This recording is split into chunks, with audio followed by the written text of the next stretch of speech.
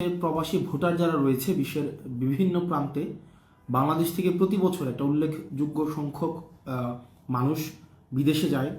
বাংলাদেশ ছাড়া বিভিন্ন দেশে, বিশেষ করে মধ্যপ্রাচ্য, ইউরোপ, ইউএসএ, তারপর হচ্ছে অস্ট্রেলিয়া, পৃথিবীর বিভিন্ন প্রান্তে বাংলাদেশের মানুষ জীবিকার তাগিদে যায় অথবা ভালো একটা জীবনের সংস্থানে তারা বিদেশে যায়। এবং প্রবাসীদের বাংলাদেশের অর্থনীতিতে কন্ট্রিবিউশন, বাংলাদেশের সবচেয়ে বড় খাত যেটা, সেটা হচ্ছে আমাদের রেমিটেন্স খাত।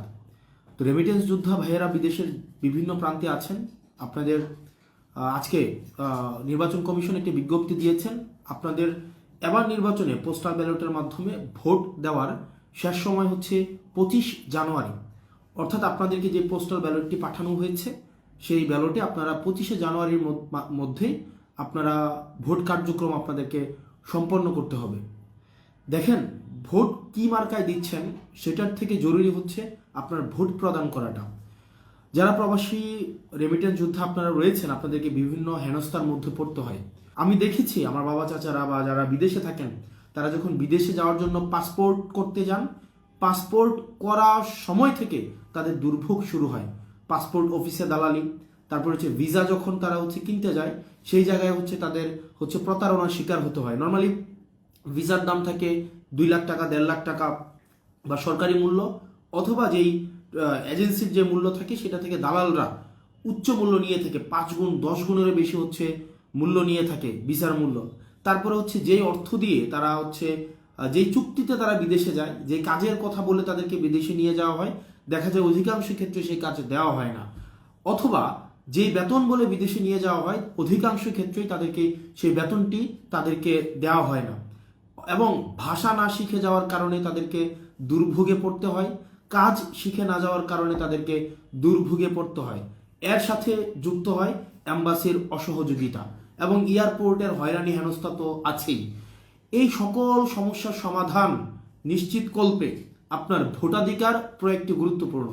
কারণ যখন যে সরকারি ক্ষমতায় আসুক না কেন পরবর্তীতে, সেই সরকার যখন অনুধাবন করবে যে আগামী বছর আমাকে ক্ষমতায় আসার জন্য এই ব্যালট, প্রবাসীদের ভোট আমার ক্ষমতায় আসার জন্য একটি গুরুত্বপূর্ণ ভূমিকা রাখবে, তখন প্রবাসীদের সমস্যা সমাধানের ক্ষেত্রে তারা আরও বেশি মনোযোগী হবে। এয়ারপোর্টের সমস্যা সমাধানে মনোযোগী হবে, প্রবাসীদের যে এম্বাসিতে যেভাবে হয়রানি করা হয় সেই হয়রানি নিরসনে মনোযোগী হবে, দালালদের নিরসনে মনোযোগী হবে, পাসপোর্ট অফিসের যেই দৌরাত্ম্য রয়েছে সেটি নিরসনে মনোযোগী হবে। অর্থাৎ আপনার যে অধিকার সেটি বুঝে পেতে হলেও আপনার ভোটটি আপনি প্রদান করুন, যে মার্কায় ইচ্ছা সে মার্কায় প্রদান করুন। কারণ আপনার পছন্দের প্রতিনিধিত্বেই যেন সংসদে গিয়ে আপনার অধিকার নিয়ে কথা বলতে পারে। কিন্তু যদি আপনি ভোট প্রদান থেকে বিরত থাকেন, তাহলে আগামী ইলেকশন পরবর্তীতে আপনার সমস্যার সমাধান কল্পে যেটি হবে সেটি উদাসীন থাকবে সরকার। এখন আমরা বিশ্বাস করতে চাই জুলাই গণঅভ্যুত্থানে প্রবাসীদের যেই ভূমিকা ছিল, রেমিটেন্স শাটডাউনের মধ্য দিয়ে এই অভ্যুত্থানে তাদের সরাসরি অংশগ্রহণ ছিল, ঠিক একইভাবে স্বাধীনতা পরবর্তী সময় এখনো পর্যন্ত রেমিটেন্স আমাদের অর্থনীতির একটা অন্যতম কাঠামো শক্তি হলেও এখনো পর্যন্ত প্রবাসীদের দুর্ভোগ লাঘবে সরকার এখনো পর্যন্ত দৃশ্যমান কোনো পদক্ষেপ নেয়নি। সেটি নেওয়ার জন্য আমরা বিশ্বাস করি ক্ষমতায় আপনাদের অংশগ্রহণ প্রয়োজন।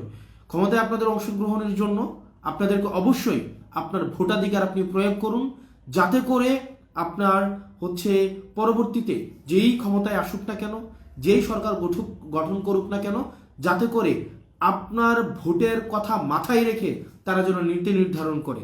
আমরা চাই না প্রবাসীরা শুধুমাত্র দেশে অবদান রাখার সময়ই থাকবে, কিন্তু ক্ষমতায় কারা যাবে সেটি নির্ধারণে তাদের কোনো ভূমিকা থাকবে না, এই বিষয়টি আমরা চাই না। তো তাদের অবদানকে আমরা স্বীকার করি, তাদের হয়রানি বন্ধ হোক, এয়ারপোর্টের হয়রানি বন্ধ হোক, পাসপোর্টের দালালি বন্ধ হোক, ভিসা জটিলতা নিরসন হোক, এম্বাসির হয়রানি বন্ধ হোক। এবং বিশেষ করে অনেক প্রবাসী রয়েছে, প্রত্যেক মাসে আমি 2-3টা এই বিষয়গুলো আমাকে ডিল করতে হয়।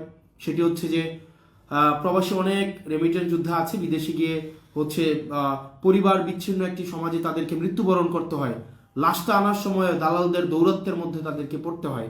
আমরা চাই না দালালদের দৌরাত্বের মধ্য দিয়ে তাদের লাশে বাসায় ফিরে এসে বাড়িতে ফিরে আসার প্রক্রিয়াটাও যেন বন্ধ না হয়।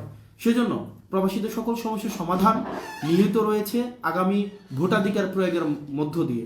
ইচ্ছা আপনার, আপনি কাকে সংসদে দেখতে চান, যাকে ইচ্ছা আপনি তাকে ভোট দেন। তবে আগামী নির্বাচনে অবশ্যই আপনি ভোটাধিকার প্রয়োগ করুন।